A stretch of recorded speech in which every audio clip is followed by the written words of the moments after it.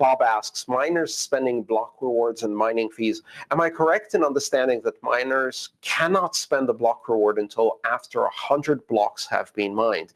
If so, is there a waiting period before a miner can spend the mining fees, or can they spend them earlier?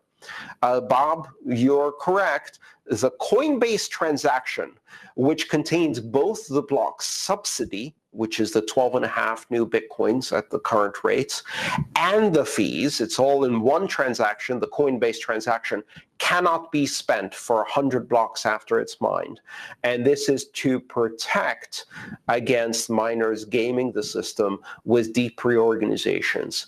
And in order to do that, they can't actually spend the rewards until 100 blocks have passed, at which point you have a lot more proof of work piled on top of that chain, and it's much more difficult to reorganize it because you don't want miners spending the rewards and then have the chain reorganized. That would cause havoc in Bitcoin. So both the subsidy and the fees, which are in the same Coinbase transaction, if you look at a transaction, a block today, and you look at the first transaction, which is called the Coinbase transaction, you'll see that it's not 12.5 Bitcoin. It's more. And the amount above 12.5 Bitcoin is the sum of all of the fees remaining in the block. And you can check the math if you want, sit down and add up all of the fees in all of the transactions and see if it's the same as the difference between the Coinbase transaction amount and the 12.5 Bitcoin that is the block subsidy at present. You'll see that it is exactly the same or less. You can have a Coinbase transaction that earns less, but not more. So so it's one transaction. Fees and block subsidy are in the same transaction, and it's the transaction itself, the Coinbase transaction, that cannot be spent for 100 blocks. That makes attacks against the chain of reorganizations enormously risky for miners because they may never, ever get that fee. If all the miners try to go back to the Genesis block, how much energy do they need to consume in order to change it?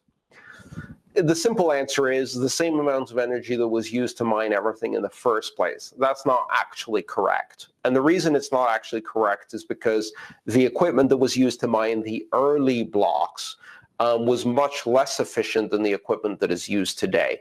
So instead of taking the same amount of energy, it's going to be a smaller percentage of energy than the amount of energy that was used in the first place.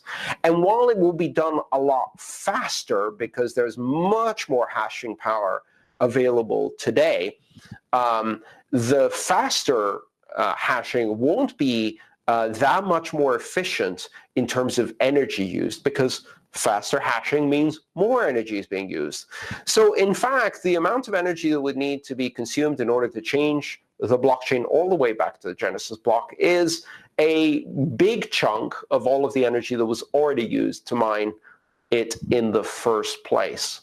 That's one of the necessary security mechanisms that makes 51% attacks difficult, expensive, and unsustainable, and also that makes immutability strong in a proof-of-work system. You mentioned something about immutability of the whole chain being impossible to counterfeit or change because of the sheer volume of work with proof-of-work. Can we maintain proof-of-work with the current energy demands that it needs, or do we need to move to proof-of-stake and sacrifice this immutability in some sense? Can we sustain proof of work, or do we move to proof of stake? If you try to move to proof of stake, only a few will follow you. And so these types of fundamental principled decisions no longer result in A or B. They result in A and B through the mechanism of a fork, which means there will always be a proof of work network as long as I'm running it. Right? I have a choice as one individual to continue to run it. If there's 2 of us, better. If there's 2 million of us, great. If it's just me in my basement, I'm the last diehard supporter of proof of work. I've been in that position before. I've been called weird. It's okay by me. The interesting thing about crypto is that you don't have to make that choice. And in fact, in the absence of overwhelming support to move to something new, Proof of work preserves the status quo, strongly preserves the status quo, by forcing a fork, which means we're not going to leave proof of work. It's not going to happen. It's not going to happen at all. It's never going to happen. It might become very expensive to run. And in that case, people will turn off their equipment, the difficulty will go down, and then it will no longer be too expensive to run. It's a dynamic algorithm. How much energy are we using right now? We're using exactly the right amount of energy. How do I know? Because the market has told me so. There are two ways to make decisions in this world. One is to aggregate all of the information available to the market through the power of price. And the other one is to elect someone to make the decision for you. We already have systems where you can elect someone to make the decision for you.